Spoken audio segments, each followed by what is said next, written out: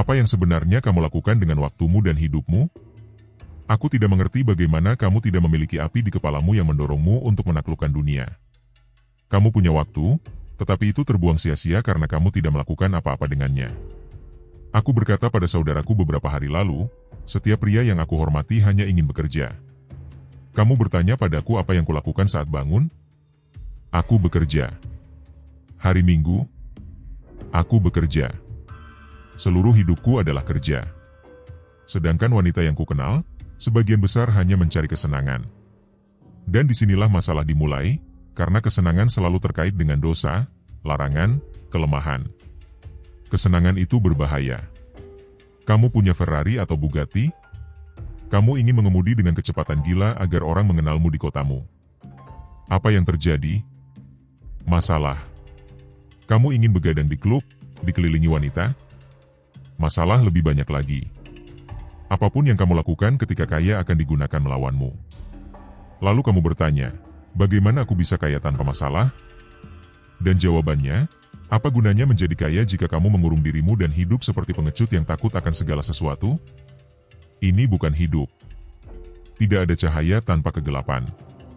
Selain itu, berpikir, aku ingin mengumpulkan kekayaan tapi tidak ingin hal buruk terjadi padaku, adalah pengecut. Dunia tidak pernah berjalan seperti itu. Jika kamu ingin menjadi pejuang, kamu harus pergi ke perang. Bisnis hanyalah perang finansial.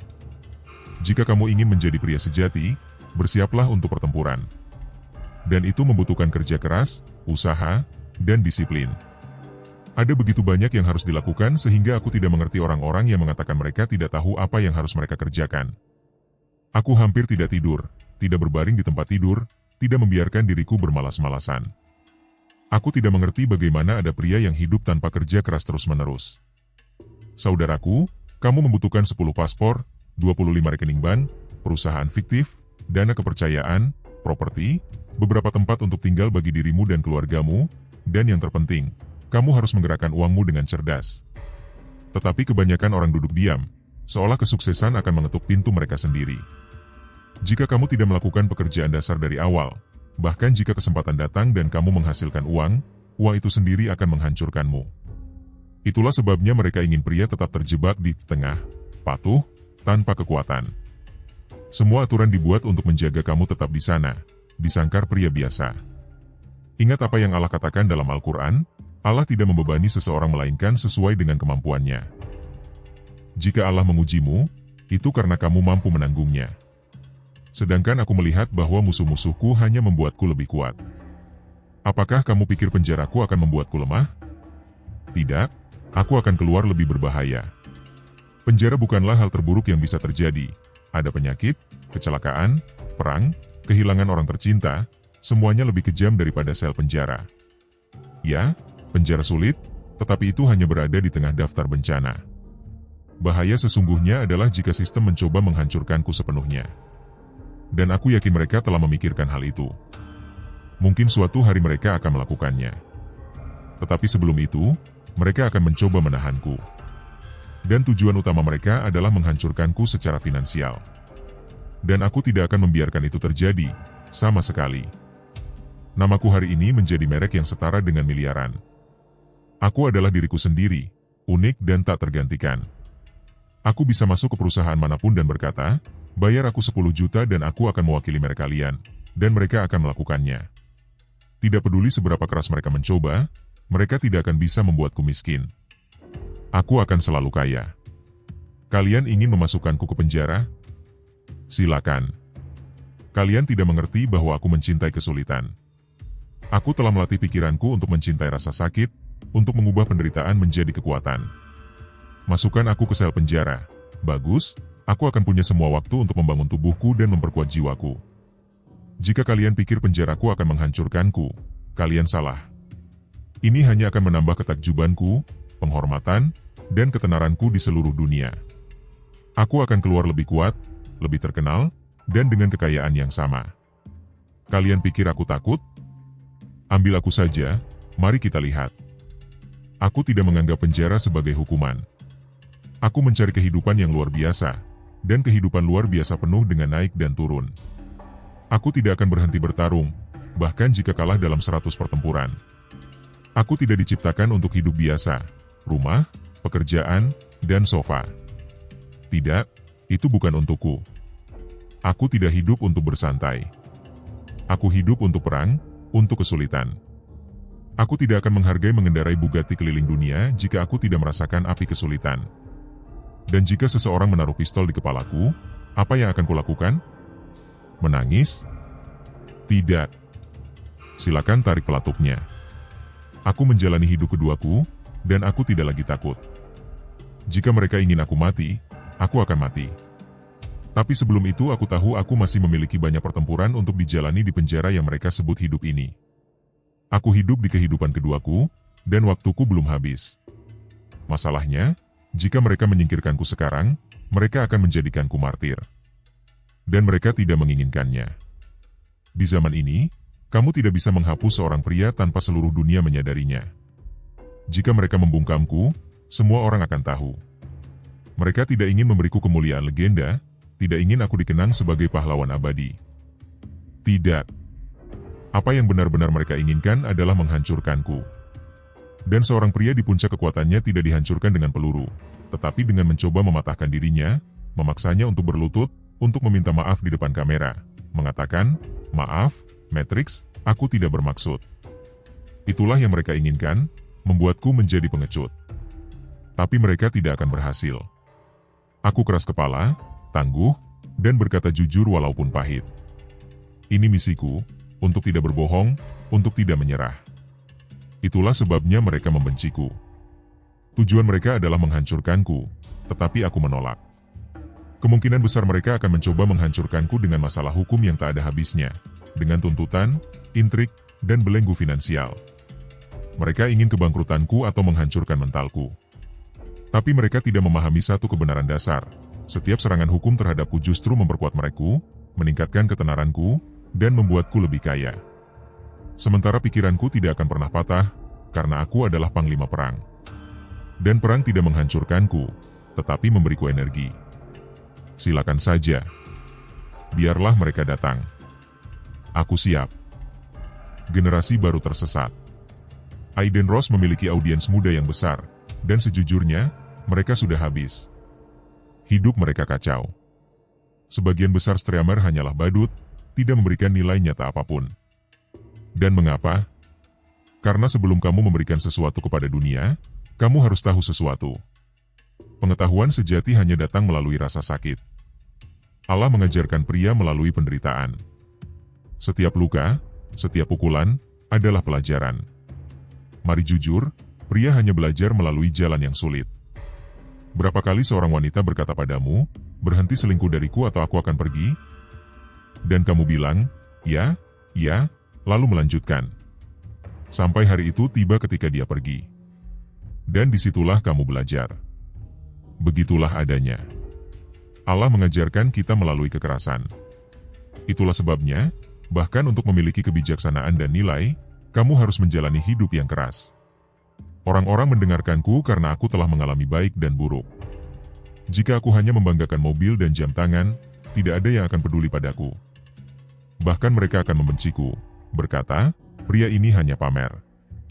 Yang memberi bobot pada kata-kataku adalah bahwa aku telah mengalami kegelapan dan cahaya sekaligus.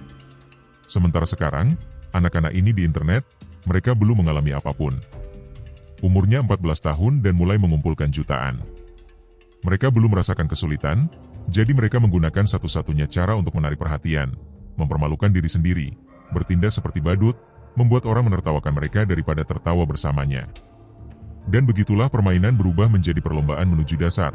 Siapa yang akan melakukan hal paling bodoh untuk mendapatkan perhatian? Akibatnya, mereka bertindak seperti anak-anak dan mempermalukan diri mereka sendiri di depan semua orang di internet. Dan aku mengerti satu hal, Aiden Ross adalah salah satu contoh paling jelas dari hal ini. Di dalam dirinya ada seorang pemuda baik, dan aku mengenalnya dengan baik. Itulah sebabnya aku mencoba menyampaikan pesan positif kepada kaum muda melalui dirinya. Dan aku benar-benar menyukainya. Tidak masalah di platform apa aku berada, aku akan mengatakan hal yang sama. Tidak masalah apakah platform itu untuk dewasa atau anak-anak, pesanku tetap sama, kebenaran Allah, dan pentingnya kerja keras. Dan aku ingin percaya bahwa dengan ini aku telah menginspirasi banyak pemuda. Aiden, sebenarnya, lebih fokus daripada yang orang kira. Tapi aku tidak tahu apa yang dia lakukan sekarang atau apa yang dia siarkan, karena aku tidak mengikuti hal-hal itu. Yang aku tahu hanya satu hal, dunia semakin keras dari hari ke hari. Ini bukan opini, ini fakta. Jika kamu menonton ini dan berpikir bahwa hidup akan tetap mudah, bangunlah. Sudah berakhir. Masa depan sangat sulit bagi pria biasa. Dan ketika hidup menjadi lebih keras, orang-orang akan berhenti membuang waktu mereka dengan hiburan kosong, dan mulai mencari jawaban yang nyata. Disinilah peran orang-orang yang memberikan nilai sejati. Konten yang bernilai akan menjadi lebih besar dari sebelumnya. Karena ketika kamu tidak bisa membayar sewa, kamu tidak akan punya waktu untuk menonton orang-orang bodoh di live streaming. Kamu akan membutuhkan solusi. Masalahnya, sebagian besar pemuda saat ini tersesat. Generasi ini membuatku khawatir. Aku takut pada masa depan dunia. Suaraku menjadi seperti suara para leluhur dulu, yang berkata, pemuda hari ini tersesat. Bedanya, pemuda hari ini memang begitu. Orang-orang berpikir uang akan menyelesaikan semua masalah, tetapi jika kamu pengecut, uang justru akan membuatmu semakin pengecut. Jika kamu kaya tapi pengecut, hanya ada satu hal yang akan terjadi, kamu akan menjadi pengecut yang lebih besar.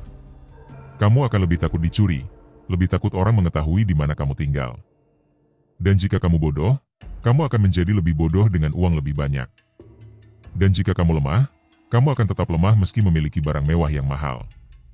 Orang-orang tidak mengerti bahwa uang tidak mengubahmu, tetapi mempercepat dan memperbesar apa yang sebenarnya sudah ada dalam dirimu. Masalah dengan banyak dari para streamer ini adalah mereka menjadi kaya saat masih muda, tanpa membangun sesuatu yang nyata dalam hidup mereka. Mereka bodoh, dan sekarang mereka adalah bodoh yang kaya. Itu saja masalahnya. Yang lebih berbahaya, generasi muda yang menonton mereka berpikir bahwa inilah jalannya. Jika usiamu 18 atau 20 tahun, dan kamu melihat seseorang sepertiku, kamu akan berkata, aku ingin memulai bisnis, aku ingin belajar, aku ingin berinvestasi hingga mencapai tingkat ini. Tetapi ketika mereka melihat badut-badut ini di layar, mereka berpikir, aku hanya ingin duduk di depan komputer dan menghasilkan uang dengan mudah. Tapi kenyataannya, tidak ada usaha di sini, tidak ada disiplin, tidak ada pelajaran hidup, tidak ada nilai nyata. Dan sebagian besar dari mereka bahkan tidak menghasilkan apa yang mereka klaim, semuanya hanyalah kebohongan untuk menipu kaum muda dan membuat mereka menyerah pada masa depan mereka sambil bermimpi menjadi selebritas internet. Dan hasilnya, mereka berakhir menjadi peniru, tanpa pengalaman sulit atau penderitaan, hanya badut yang semakin mencemari masyarakat. Ini adalah perangkap. Dan fakta sederhana, satu-satunya hal baik tentang uang adalah ia memperbesar sifatmu. Jika kamu kuat, kamu akan menjadi lebih kuat. Jika kamu disiplin, kamu akan menjadi lebih disiplin. Jika kamu bijaksana, kamu akan menjadi lebih berpengaruh. Tapi jika kamu lemah, kamu hanya akan menjadi lemah dengan masalah yang lebih besar. Seperti yang kukatakan sebelumnya, ketika kamu menghasilkan uang dengan cara yang sulit, yang diperbesar bukanlah uang itu sendiri, tetapi semua sifat yang telah kamu bangun sepanjang perjalanan. Jika kamu belajar menahan tekanan, memimpin orang, bernegosiasi, berbicara dengan jelas, menjadi memikat dengan kata-katamu, memiliki karisma, dan menjaga selera humor dalam situasi sulit, semua itu akan berlipat ketika uang datang. Tiba-tiba hidupmu meningkat, karena uang memperbesar kepribadian yang sudah tangguh. Namun jika uang datang dengan mudah, lotre, keberuntungan di kripto, kontrak streaming, untuk hal-hal sepele, uang itu tidak ada artinya. Karena tanpa dasar. Orang-orang berpikir uang membawa penghormatan, wanita, pengaruh. Bohong. Jika kamu bodoh, yang kamu dapatkan hanyalah menjadi target. Kamu akan menjadi target pencuri, wanita tamak, pemerintah, penjahat. Ini bukan kekuatan, ini perbudakan. Aku memiliki jutaan, semuanya atas namaku. Namun, kemarin aku duduk bersama saudaraku, bermain Uno, seperti dulu ketika kami bangkrut. Esensinya tidak berubah. Kami melakukannya di apartemen kecil, dan sekarang kami melakukannya di istana dengan pengawal, cerutu mahal, dan mobil mewah. Tapi inti kehidupan, persaudaraan, kepercayaan, waktu dengan orang yang benar-benar penting, tetap sama. Dan ini yang tidak dipahami oleh orang kaya palsu. Mereka yang mendapatkan uang tanpa nilai atau hubungan nyata, mencoba membeli hal-hal yang tidak bisa dibeli, kesetiaan, persahabatan, cinta sejati. Disitulah mereka menyadari bahwa mereka miskin, meski memiliki jutaan. Yang terbaik dalam hidupku, kekayaan sejati, bukanlah jutaan di rekening bank, melainkan memiliki teman-teman yang bisa kuberikan semua uangku dan aku yakin mereka akan tetap bersamaku. Bahwa istriku bisa berkata padaku, aku akan menemuimu lagi dalam 10 tahun, dan aku yakin dia akan kembali. Itulah kekayaan sejati. Kebanyakan orang tidak mengerti ini. Para nerd ini mengumpulkan sedikit uang, tetapi mereka tidak mempercayai siapapun. Mereka tidak mempercayai istri mereka, tidak mempercayai teman mereka, tidak mempercayai apapun. Lalu apa yang mereka miliki? Hanya uang. Dan uang, saudaraku, jauh dari yang paling penting. Kesehatan, cinta, persaudaraan, lingkaran orang yang kamu percayai, semuanya lebih penting daripada uang. Uang hanyalah penguat. Jika kamu memiliki nilai-nilai di dalam dirimu, uang akan melipat gandakannya. Jika kamu sampah dari dalam, uang akan memperbesar sampah itu. Itulah sebabnya aku selalu berkata pada para pemuda yang menghentikanku di jalan, saudaraku, hentikan kebodohanmu. Jika kamu menjadi kaya sekarang, kamu akan menjadi bodoh besar. Dan akan menghancurkan dirimu lebih cepat daripada yang bisa kamu bayangkan. Jangan berharap menjadi kaya sebelum memperbaiki hidupmu. Bangun fondasimu dulu. Bangun karaktermu, disiplinmu, nilaimu. Baru kemudian, mungkin, Allah akan memberimu kekayaan. Tetapi jika kamu menginginkan uang tanpa bekerja pada dirimu sendiri, kamu hanyalah mainan rusak di tangan uang. Dan yang lebih buruk, ada orang-orang yang tidak bisa diselamatkan sama sekali. Karena satu-satunya hal yang lebih buruk daripada gagal, adalah menyerah. Orang yang mengangkat bendera putih sudah selesai. Bahkan Allah tidak memberi nilai pada orang yang menyerah. Satu-satunya alasan tempat yang kamu coba capai itu berharga adalah karena sulit dijangkau. Jika semua orang bisa mencapainya, itu tidak akan ada artinya. Nilai selalu terkait dengan kelangkaan. Tujuan menjadi berharga hanya karena berada jauh dari jangkauan semua orang. Dan jika kamu termasuk tipe yang mudah menyerah, kamu tidak akan pernah sampai. Orang yang menyerah adalah yang terburuk. Kamu bisa memberi pengecut peta harta karun, balon udara, bahkan makanan untuk perjalanan, dia akan berkata di tengah jalan, aku kedinginan, aku menyerah. Begitulah cara orang lemah, mereka tidak pernah sampai. Aku belum pernah melihat dalam hidupku seseorang yang benar-benar bertekad dari hatinya pada sesuatu dan tidak mendapatkannya. Tidak pernah. Karena alam semesta dan Allah itu murah hati. Orang-orang bilang hidup itu sulit dan mustahil. Aku tidak setuju. Jika seseorang bangun dan berkata, ini yang aku inginkan, ini yang penting bagiku, dan menjadikannya pertempuran hariannya, dia selalu akan sampai pada akhirnya. Aku telah melihat orang-orang tanpa pekerjaan, tanpa saldo bank, tetapi tetap bertekad membeli mobil mewah, dan entah bagaimana mereka berhasil. Kenapa? Karena siapapun yang benar-benar menginginkan sesuatu, akan menemukan jalannya. Jalannya selalu muncul. Banyak orang berkata, aku menginginkan ini. Tidak, saudaraku, jika kamu benar-benar menginginkannya dengan tulus, kamu sudah memilikinya sekarang. Jika kehidupan keluargamu dipertaruhkan dan satu-satunya cara menyelamatkan mereka adalah mengumpulkan $1 juta, kamu akan melakukannya. 100%. Karena kali ini kamu akan memiliki motivasi sejati untuk pertama kalinya dalam hidupmu. Orang-orang berpikir jika kamu bekerja keras, wajar saja jika gagal. Tapi mereka tidak mengerti rahasia sejati. Jika kamu memberikan semua yang kamu miliki, kamu tidak akan pernah gagal.